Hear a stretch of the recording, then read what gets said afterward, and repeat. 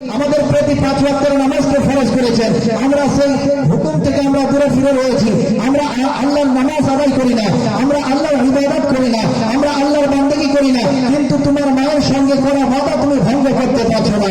এই বরাবর ইসলাম মুআজ্জাজ সামাইয়ে দিলাম। সঙ্গে সঙ্গে আপনার ঢাকা হুজুর গাউসে পাক রাদিয়াল্লাহু তাআলা আনহুর পায়ে পড়ে যাচ্ছে।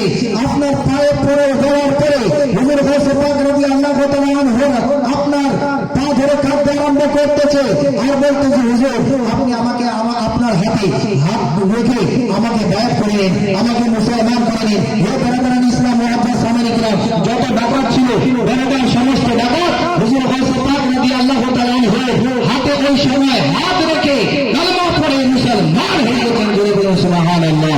হে বরাবর ইসলাম মুআজ্জাজ সামাইয়ে দিলাম। আমার সময় এখান থেকে শেষ। যাই হোক বরাবর ইসলাম মুআজ্জাজ সামাইয়ে দিলাম। তো হুজুর গাউসে পাক রাদিয়াল্লাহু তাআলা আনহুর সত্য কথা আসর এমন হয়েছিল, এমন প্রভাব পড়েছিল যে আপনার ডাকাতের সর্দার এমন যত ডাকাত ছিল তারা হুজুর গাউসে পাক রাদিয়াল্লাহু তাআলা আনহুর হাতে বায়াত হয়ে মুসলমান হয়ে গেছিলেন। এবং ওই সময়ে বেরাদার এত ইবাদত বন্দেগী করেছিলেন যে ওই সময়ে তারা পরহেজগার মুত্তাকি আল্লাহর বান্দা হয়ে গেছিলেন। বলুন সুবহানাল্লাহ। তাই সাহিত্য বলছেন, শুনুন, ভাই বড় পেরামদার দাদে জেলানে জেলানে তোমারি নামের গনে আগুন হয়ে যায় পানি। ভাই বড় পেরামদার দাদে,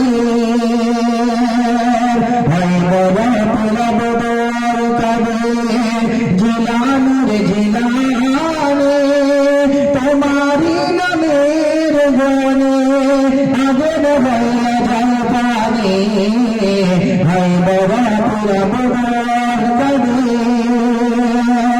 জন্ম তো মাঝিলামিতে তরিকতে কাদেরিয়া, জন্ম তো মাঝিলামিতে তরিকতে কাদেরিয়া। আবু সালে মুসা জঙ্গে তোমারি হলেন পিতা, তোমারি হলেন পিতা। উম্মুল খায়মা ফাতিমা, ওগো উম্মুল খায়মা ফাতিমা, হে তোমার মাজমনে তোমারি নামের গনে আগুন হয়ে যায় পানি। আগুন হয়ে যায় পানি। হে বাবা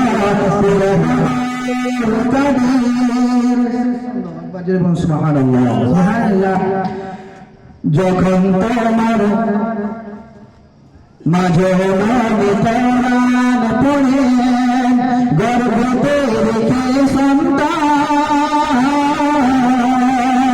মাঝে নবী কোরআন পড়ে গর্ভে রেখে সন্তান।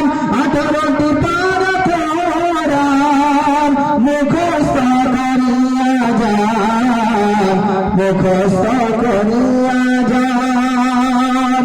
মা জানে না ছেলে জানে সবাই গর্ভধারণে তোমারি নামের গনে আগুন হইয়া যায় পানি। আগুন হইয়া যায় পানি।